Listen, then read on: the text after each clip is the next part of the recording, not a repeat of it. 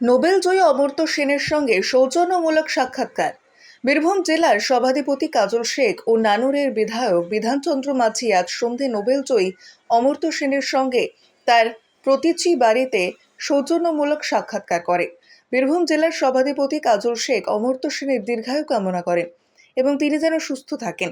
কাজল শেখ আরও জানান, বীরভূমে উন্নয়নের জন্য বিভিন্ন আলাপ আলোচনা হয়।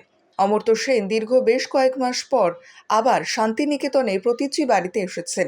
অমর্ত্য সেনের সঙ্গে দেখা করার পর সভাধিপতি কাজল শেখ সাংবাদিকদের সামনে মুখোমুখি হন। মানব মহাপুরুষ, নোবেলজয়ী অর্থনীতিবিদ, এই ধরনের মানুষের সান্নিধ্যে আসা মানে নিজের জীবন ধন্য হওয়া বলে মনে করি আমি। তাই ওনার সঙ্গে সাক্ষাৎ করার জন্য এসেছিলাম। অনেকদিন পর তিনি আমাদের বোলপুর শান্তিনিকেতনে এসেছেন। আমাদের বাড়ির ছেলে, আমাদের ঘরের ছেলে, আমাদের গর্ব। শুধু আমাদের গর্ব নয়, সারা ভারতবর্ষের গর্ব, সারা বিশ্বের গর্ব। স্বভাবতই ওনার কাছে বীরভূম জেলার অর্থনৈতিক পরিকাঠামো নিয়ে কিছু আলোচনা করলাম।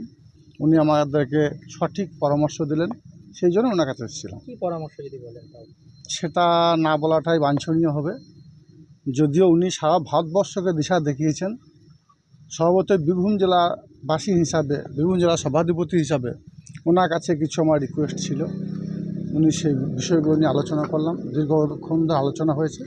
উনি একের পর এক সব বিষয়গুলো নিয়ে আলোচনা করেছেন, খুব ভালো লাগলো। আর এই ধরনের মানুষের সান্নিধ্য আসাটা, আবার বলছি, জীবনে অনেক কিছু বড় পাওনা।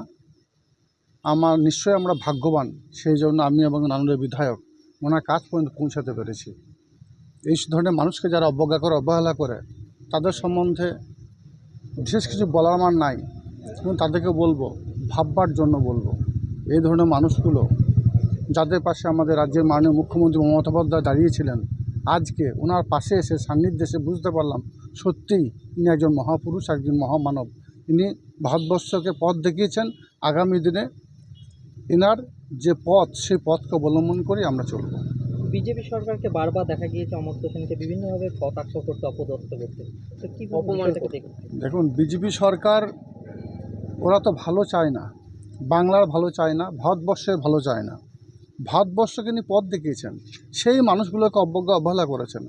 যিনি বাংলার একের পর উন্নয়নের মাধ্যমে বাংলাকে পথ দেখিয়েছেন, বাংলার মানবিক মুখ্যমন্ত্রী মাননীয় মমতা বন্দ্যোপাধ্যায়, তেনাকে পর্যন্ত অপমান করেছেন। কিন্তু বাংলার মানুষ তার যোগ্য জবাব 24-এ নির্বাচনে দিয়েছে। আর কোর্ট, মহামান্য আদালত যোগ্য জবাব দিয়েছে। আমাদের নোবেলজয়ী অর্থনীতিবিদ অমর্ত্য সেন, তিনি যে সঠিক রাস্তায় ছিলেন, সঠিক পথে ছিলেন, তার যোগ্য জবাব মহামান্য আদালত দিয়েছে।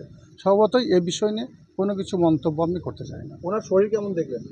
উনি এখন সুস্থ আছেন এবং আমরা চাইব উনি আরও দীর্ঘজীবী হন, আরও অনেক দিন তিনি এই ধরাধামে তিনি থাকুন এবং আমাদেরকে সঠিক পরামর্শ দেন।